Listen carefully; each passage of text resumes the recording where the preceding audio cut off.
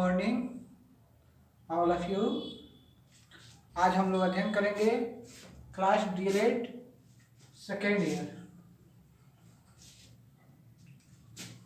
हम लोग का सब्जेक्ट है S1 और यूनिट है 2, लेक्चर नंबर 6।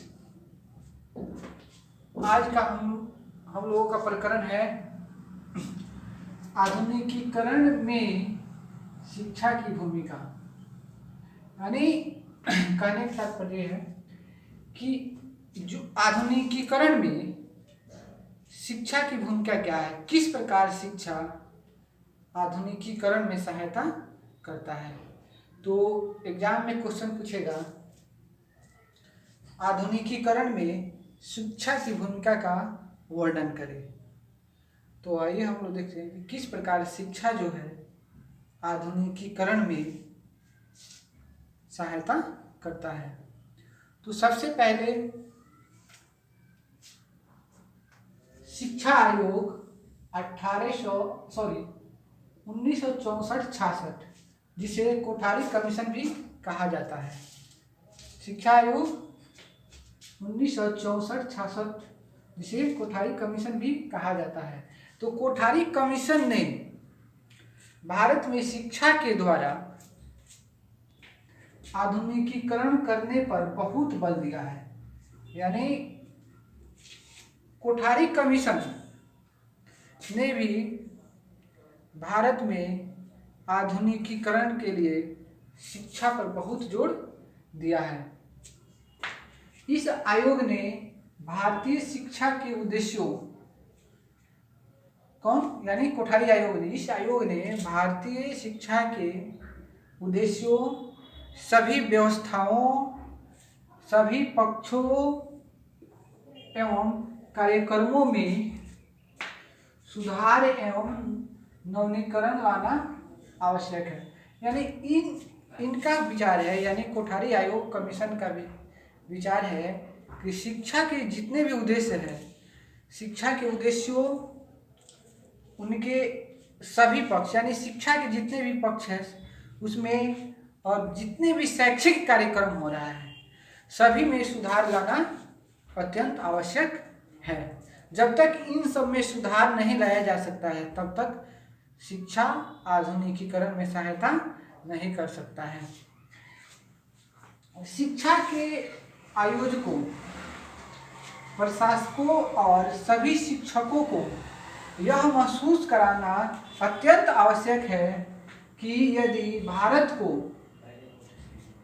एक विशाल आधुनिक प्रजातंत्रीय राष्ट्र के अनुसार उभर कर खड़े होना है तथा आधुनिक विश्व की चुनौतियों का सामना करने में समर्थ होना है, तो सशक्त आधुनिकीकरण का अभिकर्ता बनाना होगा।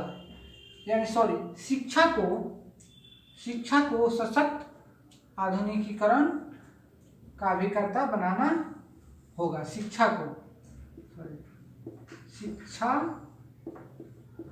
को तो यानी इन कोठारी आयोग ने यह सुझाव दिया है कि अगर हम भारत को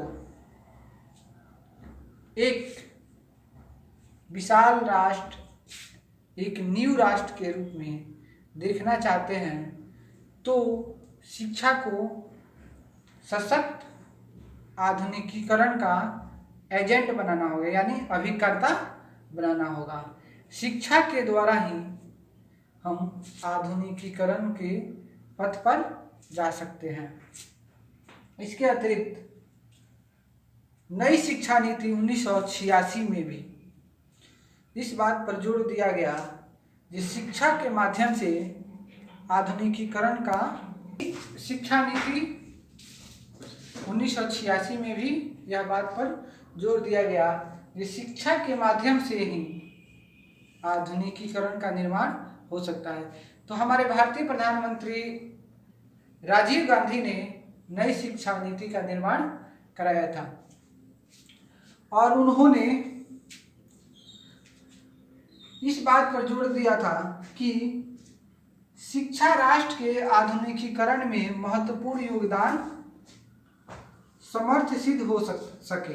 यानी उनका विचार था कि शिक्षा हमारा ऐसा हो, इस प्रकार की शिक्षा में सुधार किया जाए कि जो राष्ट्र के आधुनिकीकरण में सहायता करे, जिससे हम पूरे विश्व में अपने आप को समायोजन कर सके शिक्षा के माध्यम से। तो शिक्षा यानी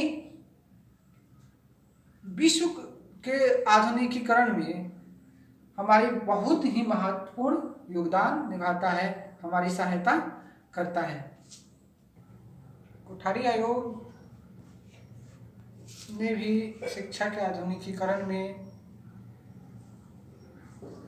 शिक्षा के द्वारा अपना सहयोग प्रदान किया। इसके साथ साथ नई शिक्षा नीति का निर्माण भारतीय प्रधानमंत्री राजीव गांधी ने भी कराया, और जिसमें यह बात पर जोर दिया गया कि शिक्षा में ऐसे इस प्रकार की व्यवस्था की जाए जिससे आधुनिकीकरण का विकास हो।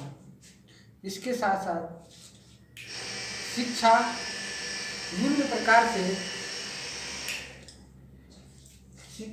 प्रकार से आधुनिकीकरण में अपनी भूमिका निभाती है, जो निम्नलिखित है।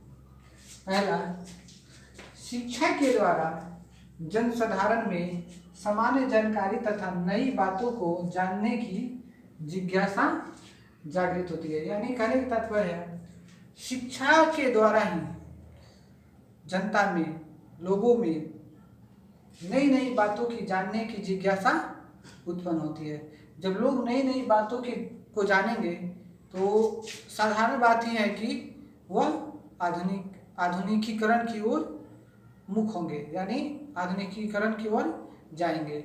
अगला पॉइंट है, वैज्ञानिक शिक्षा द्वारा विज्ञान तथा तकनीकी का ज्ञान होता है, जिससे देशों में शोध कार्य संभव होता है। यानी वैज्ञानिक शिक्षा से लोगों में विज्ञान तथा तकनीकी का ज्ञान होता है, जिससे हमें नई नई चीज़ों की शोध करने में सहायता प्राप्त होती है। नई नई चीज़ को शोध करते हैं, जैसे मान लीजिए आज विज्ञान का ही देन है, तकनीकी का देन ही है कि जिसे आज हम ऑनलाइन शिक्षा प्राप्त कर सकते हैं, किसी भी कार्य को आसान से कर सकते हैं। हमारे नई नई आविष्कार हुआ है, चाहे जो भी आविष्कार हो, किसका देन है? विज्ञान का ही देन है, तकनीकी का देन है। जो हम लोग आज यहाँ है, दूसरे कंट्री में भी जाना होगा तो हम फौरन सीधी चले जाते हैं एरोप्लेन द्वारा। तो किसका देन है? हमारा विज्ञान का देन है। तो ये क्या है? आधुनिकीकरण है। तो शिक्षा आधुनिकीकरण में इस प्रकार भी हमारी सहायता कर रही है। अगला पॉइंट है, शिक्षा के द्वारा जनसाधारण में नए मूल्यों तथा नए दृष्टिकोण विकसित होते हैं। यानी कहने का तात्पर्य है शिक्षा के द्वारा ही लोग जागरूक हुए हैं। हमारे जो कल्चर है इसमें भी बदलाव हुआ है। खान पान, रहन सहन, वेशभूषा, रहने के स्थान, बोलचाल, यानी अनेक प्रकार का परिवर्तन हुआ है। किसके द्वारा? शिक्षा के द्वारा ही। तो इस प्रकार भी शिक्षा हमारे आधुनिकीकरण में सहायता करता है। तो शिक्षा के द्वारा ही हमारे संस्कृति में विकास हुआ है, धर्म में विकास हुआ है। तो आइए अगला पॉइंट है, शिक्षा के द्वारा नए युग के लिए आवश्यक विभिन्न प्रकार की मानसिक, शारीरिक अभिव्यक्ति तथा व्यवहार संबंधी कुशलताएं विकसित की जा सकती है। यानी हमारे नए युग में हमें क्या क्या चीज की आवश्यकता है, ये सारी चीज को पूर्ति हम शिक्षा के माध्यम से ही कर सकते हैं। यानी इन चीज़ों में हमारी शिक्षा सहायता करती है कि ये चीज़ भी हमारे पास हो जाए, नए नए कौशल हमारे पास विकसित होती है। जैसे मान लीजिए पहले हम लोग एरोप्लेन नहीं चलाना जानते थे, मोबाइल चलाना नहीं जानते थे, साइकिल, यहाँ तक साइकिल चलाना भी नहीं जानते थे। धीरे धीरे धीरे धीरे परिवर्तन होता गया, विकास होता गया। यानी जिस चीज़ की हमें आवश्यकता है उस कौशल का ज्ञान हमें शिक्षा के माध्यम से होता गया। इस प्रकार भी शिक्षा आधुनिकीकरण में हमारी सहायता। इसके नेक्स्ट पॉइंट है, शिक्षा के द्वारा लोगों में सामाजिक एवं वैज्ञानिक परिवर्तन के प्रति आस्था तथा समझ की भावना उत्पन्न होती है, जो आधुनिकीकरण के लिए अत्यंत महत्वपूर्ण होती है। यानी शिक्षा के द्वारा हमारे सामाजिक एवं वैज्ञानिक परिवर्तन के प्रति आस्था उत्पन्न हो रही है। यानी हमें सामाजिक परिवर्तन भी हो रहा है, वैज्ञानिक परिवर्तन भी हो रहा है, तो ये आधुनिकीकरण के लिए अति आवश्यक है। तो आज हम लोगों ने यह अध्ययन किया कि शिक्षा किस प्रकार आधुनिकीकरण में हमारी सहायता करती है। शिक्षा के बिना हमारी आधुनिकीकरण में नहीं हो सकता है। तो इसमें कोठारी आयोग ने भी अपना योगदान दिया, नई शिक्षा नीति ने भी अपना योगदान दिया। तो आज हम लोगों ने अध्ययन किया कि आधुनिकीकरण में शिक्षा की क्या भूमिका है। फिर मिलेंगे हम लोग अगले वीडियो में। Thank you.